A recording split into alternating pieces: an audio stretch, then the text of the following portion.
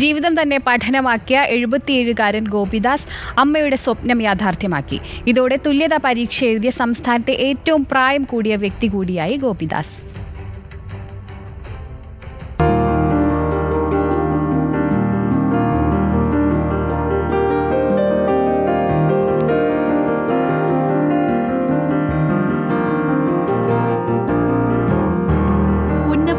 വടക്ക് പഞ്ചായത്ത് താന്നിപ്പള്ളിച്ചിറ വീട്ടിൽ ഗോപിദാസ് വാർദ്ധക്യം പഠനത്തിന് തടസ്സമല്ലെന്ന് തെളിയിച്ചിരിക്കുകയാണ്.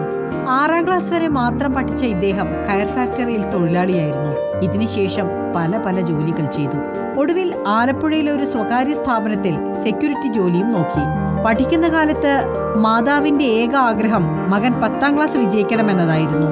അമ്മ ജീവിച്ചിരുന്നപ്പോൾ ഇത് യാഥാർത്ഥ്യമാക്കാൻ കഴിഞ്ഞില്ല. എങ്കിലും അമ്മയുടെ സ്വപ്നം പൂവണിയിക്കാൻ വാർദ്ധക്യം മറന്ന് ഗോപിദാസ് പഠിക്കാൻ തീരുമാനിക്കുകയായിരുന്നു. അങ്ങനെയാണ് സാക്ഷരതാ മിഷന്റെ തുല്യതാ പഠനം ആരംഭിച്ചത്.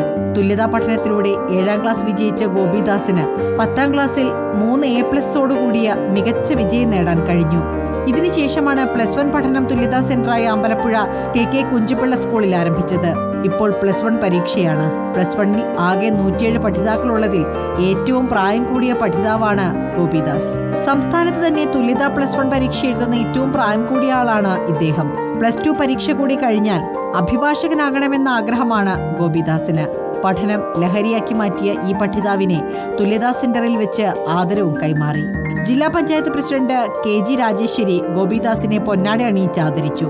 +1 തുല്യതാ പരീക്ഷ എഴുതുന്ന ഏറ്റവും പ്രായം കുറഞ്ഞ പഠിതാവും ഈ സെന്ററിലാണ് ഉള്ളത്. കക്കാഴംകമ്പി വളപ്പിൽ ആഷിഖാണ് ഈ പഠിതാവ്. റിപ്പോർട്ടർ, ആലപ്പുഴ.